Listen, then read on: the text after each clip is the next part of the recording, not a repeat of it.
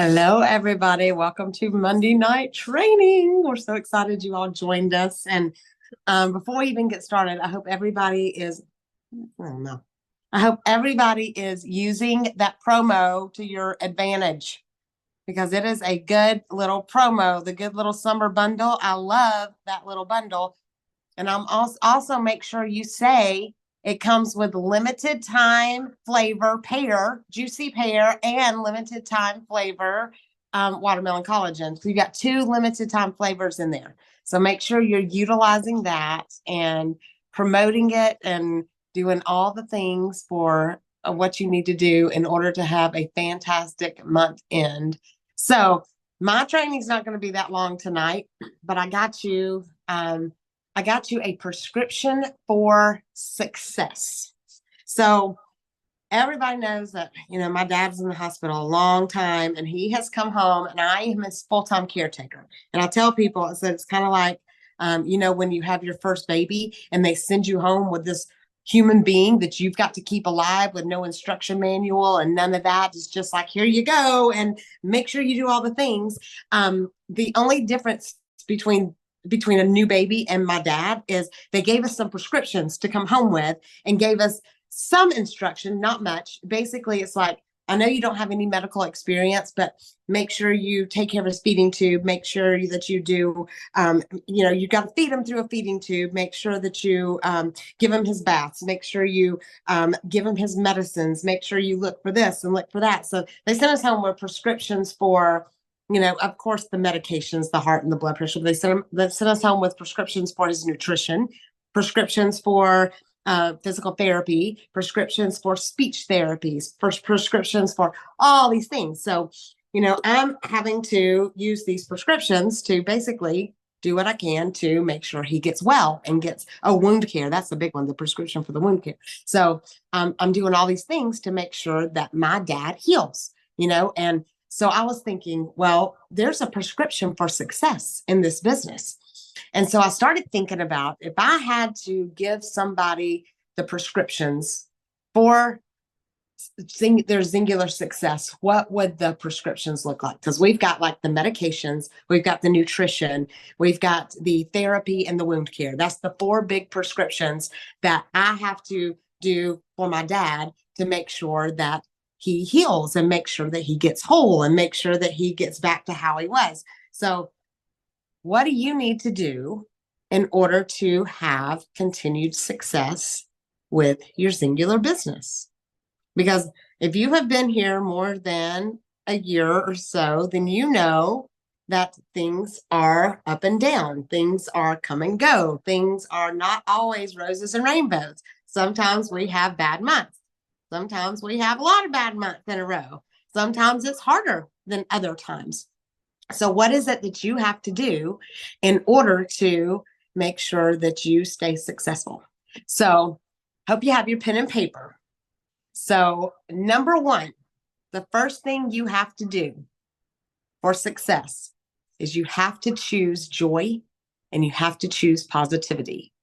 So one of the things that I do with my dad every single day is I tell him everything he's already overcome. I tell him, I talk life to him. I speak life to him. We read the comments. Oh my gosh, that's one of his favorite things to do. All of those comments on all of those posts for 2 whole months.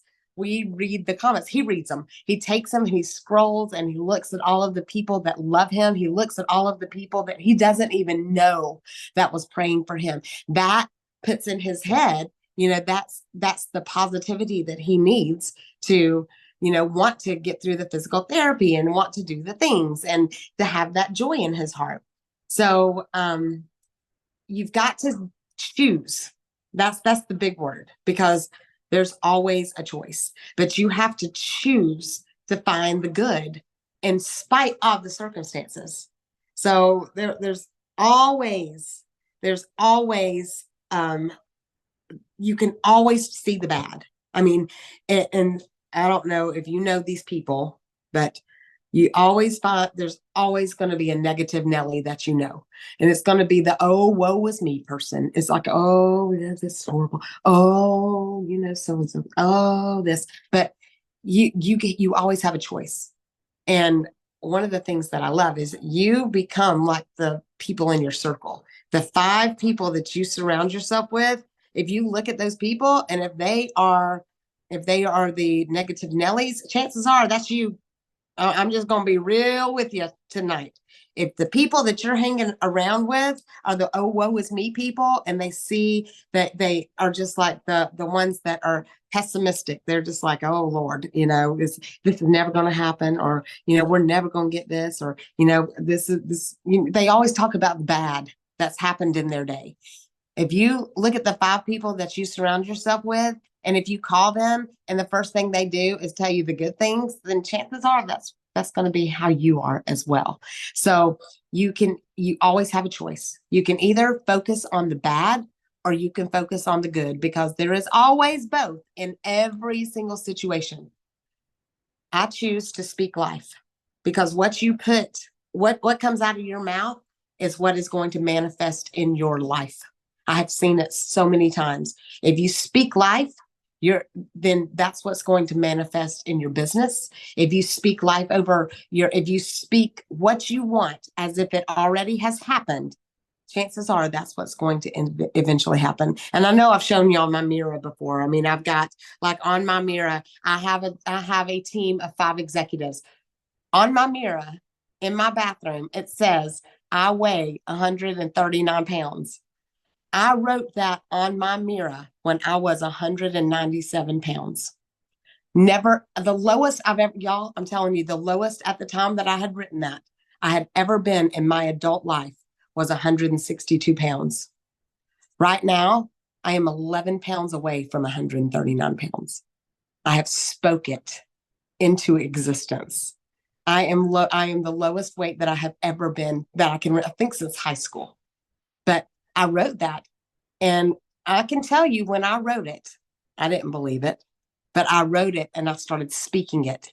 I wrote on my mirror, I put on my mirror that I will not fear, that I am a good I am a good speaker. I am a good leader. All of those things I speak every single day. So whatever it is that you have a choice to find the good. You have a choice to speak life. You have a choice to manifest the things in your business that you want. You have a choice to choose joy and positivity over the negative things. So that's the first prescription that you need to write yourself for success in your singular business, is to choose joy and positivity. Number 2, this one's a little bit hard. This is a little bit hard for me. But the second thing that you have to have a prescription for is to choose to love and accept your partners where they're at. And so we do PT with my dad every single day, but he sets the pace. When he's tired, I do push him a little.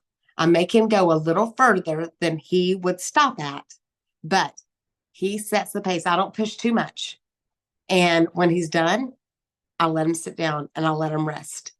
But go the extra mile with your partners, not to demand what you want out of them or what you know they are capable of. That's where I have a problem. That's the thing I have a problem with. Not to demand what I want, or not to demand what I know that they're capable of, but to accept that this is their journey and it's not yours. And if we want success in our own business, sometimes we have to let people go. Sometimes we have to let some do just enough to pay for their products, even though you know they're capable of more. Maybe that's all they want. Maybe we have to let some show up just for the community, because that's what they need. They need the positive community and the positive team that you've created. Maybe they need to just show up because they want to be in a place with no drama. Is that your team, by the way? Is your team positive and drama-free? Because sometimes that's what people want, just to be part of a community. And sometimes you got to let them show up for that. Sometimes that, you have to let them fail sometimes. Not too much, though. Maybe you got to let them sit out because something personal is going on, and understand that. And sometimes you got to maybe pick up the slack for them. But maybe you need to focus on the people who are doing the majority of the work and put your time, the majority of your time, into the ones that are doing the majority of the work. Maybe you need to let some people go so you can continue to look for the legacy builders, continue to look for the people that are like you. And by the way, I'm going to do another rabbit. Y'all know I'm a rabbit trailer. So by the way, if every single person on your team was doing the exact same amount of work as you, how big would your team be? Would your team flop, or would it soar, and would it just explode? So you can never expect people to do more than what you're doing. They need to look at you as the example, and you need to show them how to do things and not tell them how to do it. So everybody is not like you. Everybody's not going to show up on meetings, and that's okay. But you've got to look for the people who, if you don't have those people on your team that are going to show up, that are going to work, that are signing people up, that are going to step in for you when something happens, then you need to keep looking for those legacy builders. And sometimes you just got to love people from a distance. Love them where they're at. I didn't say not love them. You love them and accept them where they're at.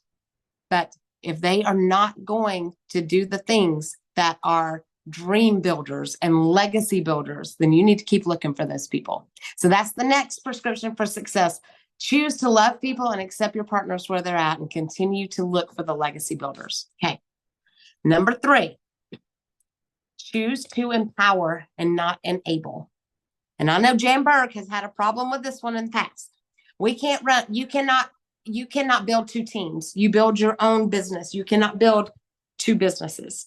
So again, it would be so much easier for me to help my dad get dressed in the morning. It would be so much easier for me to move his legs off the bed to help get him up. It would be so much easier to just put on his shirt for him.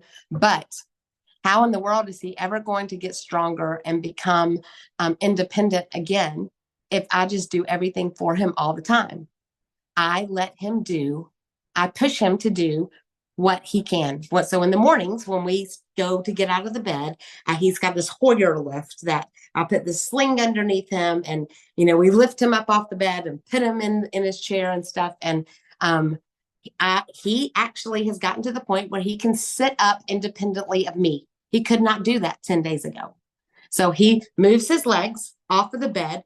He has gotten some upper body strength because we do our exercises. He pushes himself up, and then I help him get up in his swing. But he puts on his own shirt. He washes his own face. He brushes his own teeth. He brushes his own hair. Everything that he can do by himself, even though it would be easier and a lot less messy and a lot less cleanup if I were to do it. He will never be independent of me unless he does the things himself.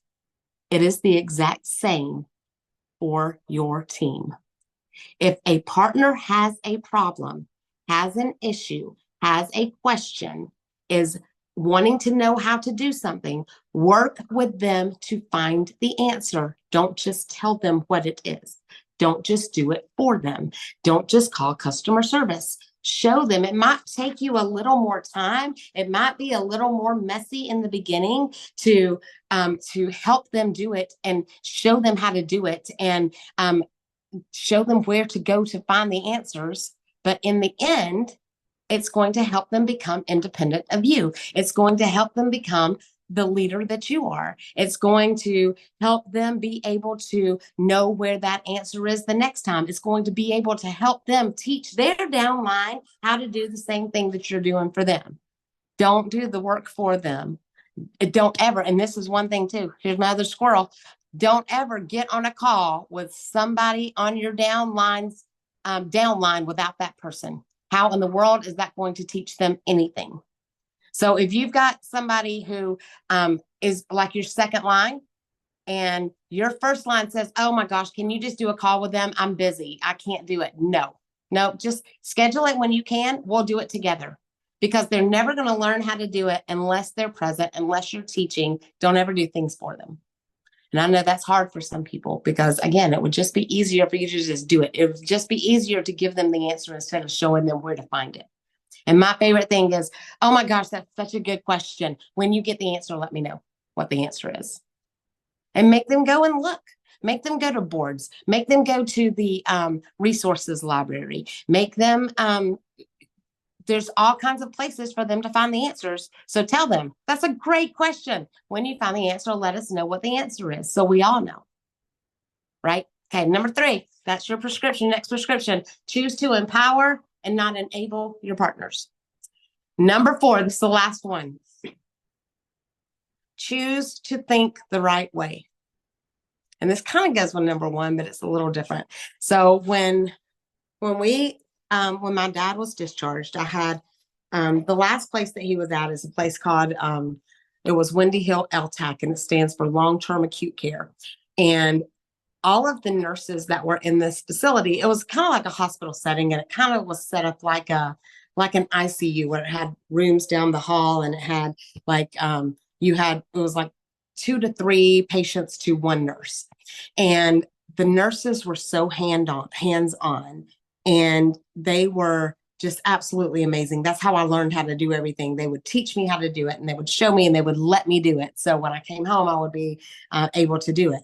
But one of the nurses that I just fell in love with and kind of adopted her, she told me that half of the battle is up here for him.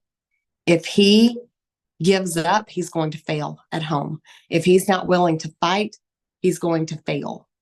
And one of the things that I do on a daily basis is I remind him how much he has overcome.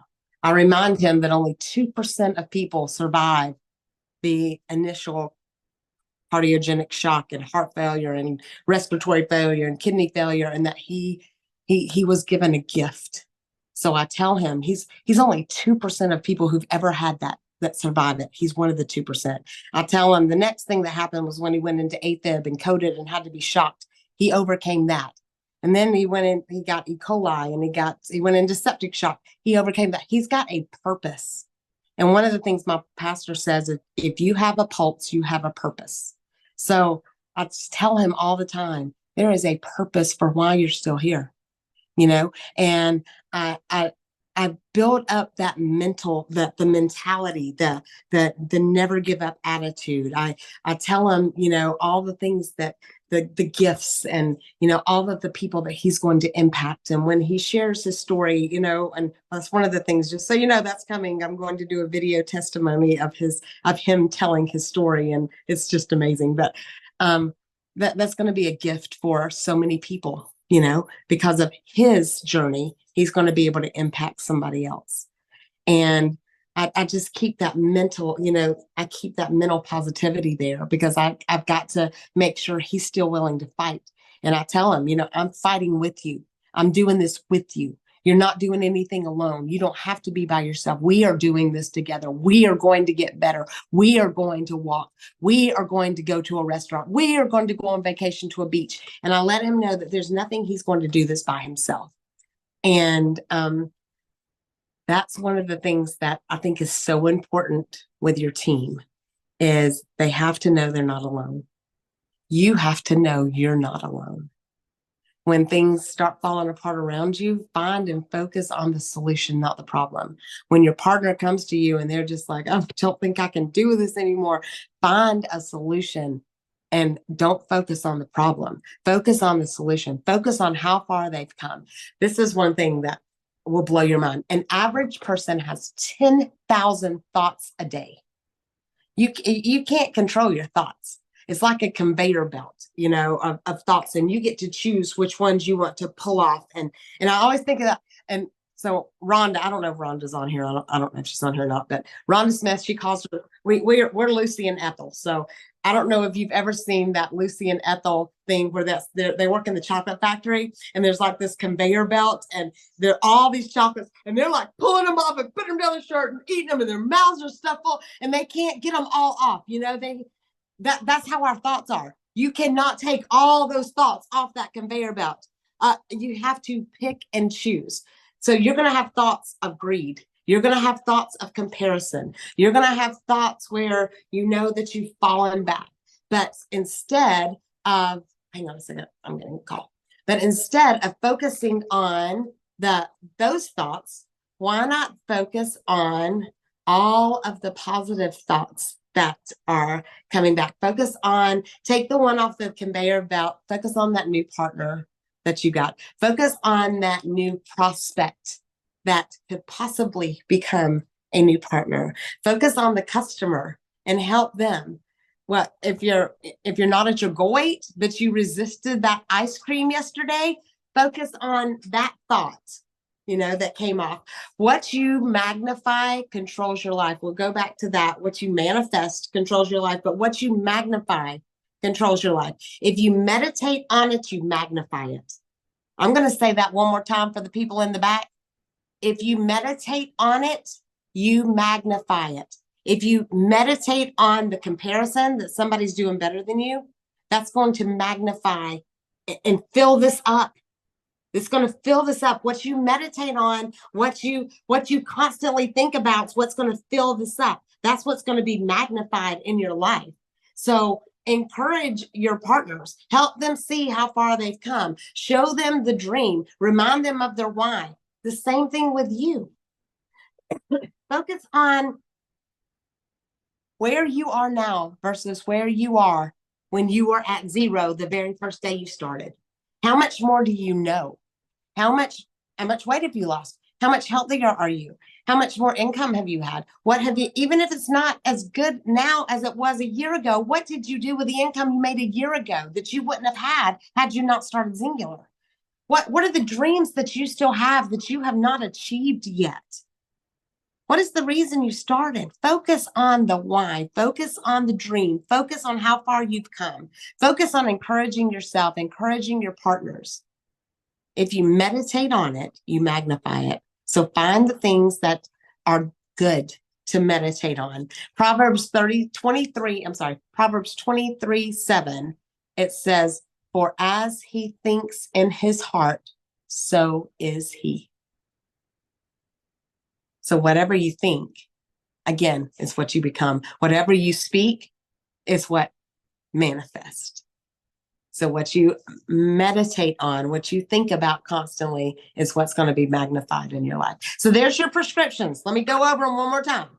Choose joy and positivity. Choose to love and accept your partners where they're at. Choose to empower and not enable. And then choose to think the right way.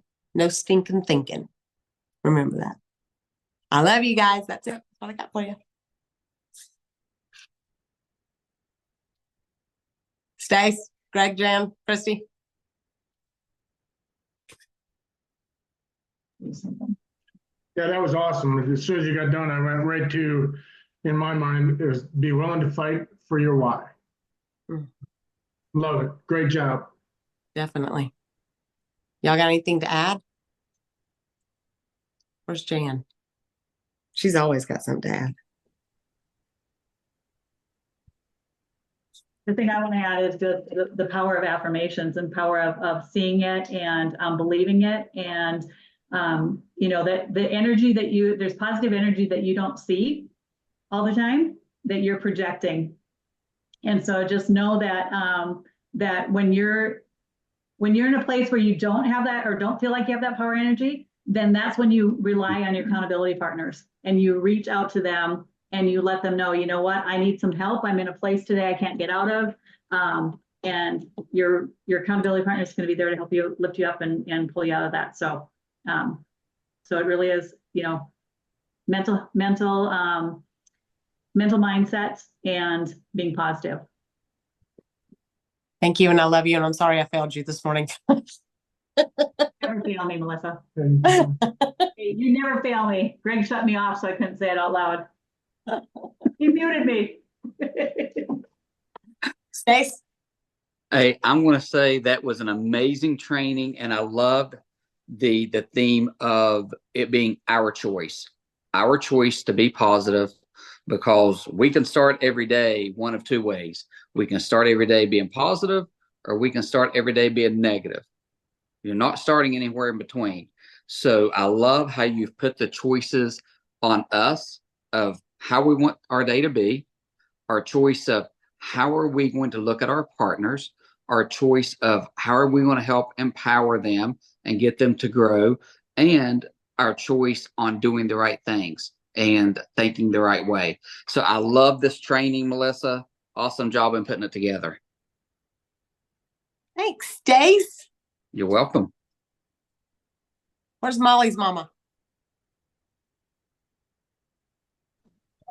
Molly's That's mom is your nickname. driving, but I thought that was great. That's your nickname. Fabulous training. Molly's mama. There you go. Molly's. You got anything to add? No, I thought it was great, and focusing on the positivity, but it's also good for people to know that when we point you to a tool, it's to make you better. It's not to not give you the answers. It's to make you better. So that was awesome. Good training. And then this is laying on my desk, which is crazy. So this is an Alex and Annie bracelet, and it says "Embrace the power of positivity." I think I'm going to put it on my wrist instead of putting it in a package. So, yeah. Anybody else got anything they want to say?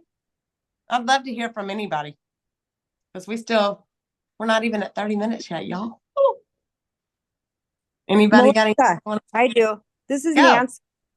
So I was a rehab nurse for 28 years. I worked in an LTAC, and you are amazing. I just want to say that because as being a nurse on the other side and teaching, what you're saying, you got it and you learned it. And that is the best place to be able to take care of your dad at home, and all the accomplishments he's done already and the steps of him sitting up by himself and doing everything. It for me tonight helped me realize my nursing background and the importance related to the business, which I never could connect the two. And I finally see that. So good, great job. I'm so very proud of you for doing that and taking care of him, because you know what? He was given another chance. He has a purpose. You have a purpose. And I'm just really proud of you for moving ahead and really helping him, as well as just helping him with the positive feedback you're giving him, and helping his mental and emotional health as well, because that, like you said, is half of the battle. You're gonna make me cry tonight. Thank Well, you. you made me cry, and I finally understand my why. I've been struggling. This is month 4, and I'm like, I can't figure it out.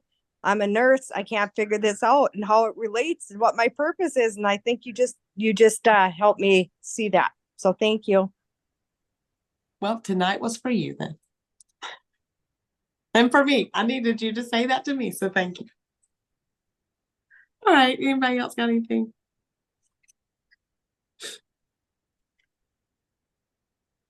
All right, then. I love y'all so much, and I'm going to declare Ephesians 3:20 over every single one of you. God is going to do exceedingly and abundantly more than we can think or ask, because we honor him. His blessings are going to chase us down and overtake us. You're in the right place at the right time, and I declare a boldness to rise up in each one of you.